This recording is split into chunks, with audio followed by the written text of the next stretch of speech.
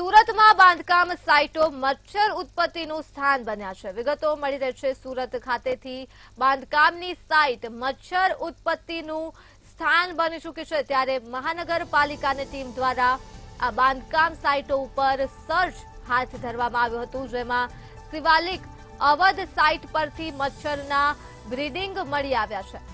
તો સુરતના તમામ ઝોનમાં તપાસ હાથ ધરવામાં આવી છે મહાનગરપાલિકાની ટીમ દ્વારા। ત્યારે કુલ 128 બાંધકામ સાઇટ સહિતના એકમોને દંડ ફટકારવામાં આવ્યો છે અને મહાનગરપાલિકાએ બાંધકામ સાઇટ પરથી ₹4.70 લાખ વસૂલ કર્યા છે। મહાનગરપાલિકાની ટીમ દ્વારા બાંધકામ સાઇટ ઉપર સર્ચ ઓપરેશન હાથ ધરાયું હતું અને શિવાલિક અવધ સાઇટ પરથી મચ્છરના બ્રીડિંગ મળી આવ્યા છે। ત્યારે સુરતના તમામ ઝોનમાં તપાસ હાથ ધરાઈ છે મહાનગરપાલિકા દ્વારા। બાંધકામ સાઇટો પર મચ્છર ઉત્પત્તિનું સ્થાન બન્યું છે। 128 બાંધકામ અને સાઇટ સહિતના એકમોને દંડ ફટકારાયો છે। સુરતમાં બાંધકામ સાઇટો મચ્છર ઉત્પત્તિનું સ્થાન બની ચૂક્યા છે। મહાનગરપાલિકાએ બાંધકામ સાઇટ પરથી કુલ ₹4.70 લાખનો દંડ વસૂલ કર્યો છે। શિવાલિક અવધ સાઇટોના નામ પ્રકાશમાં આવી રહ્યા છે, જેમના પરથી મચ્છરના બ્રીડિંગ મળી આવ્યા છે।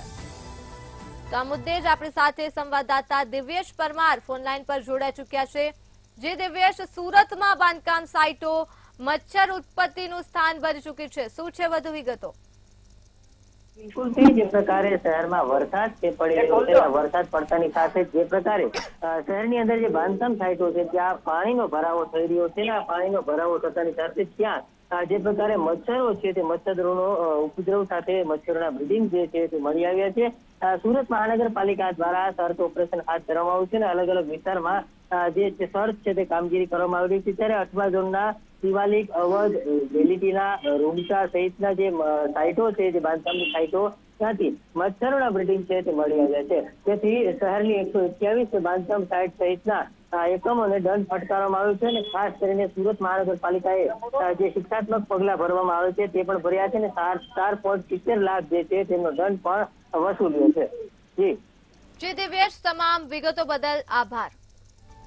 તો સુરતના તમામ ઝોન પર તપાસ શરૂ કરી દેવામાં આવ્યું છે અને 128 બાંધકામ સાઇટ સહિતના એકમોને દંડ ફટકારવામાં આવ્યો છે।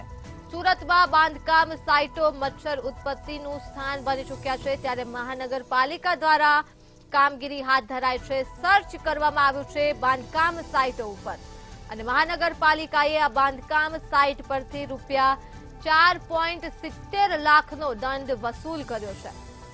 128 બાંધકામ અને સાઇટ સહિતના એકમોને દંડ ફટકારવામાં આવ્યો છે મહાનગરપાલિકા દ્વારા। ત્યારે સુરતના તમામ ઝોનમાં તપાસ હાથ ધરાઈ છે તો શિવાલિક અને અવધ સાઇટો પરથી મચ્છરના બ્રીડિંગ મળી આવ્યા છે। વિગતો સુરતથી પ્રકાશમાં આવી રહી છે।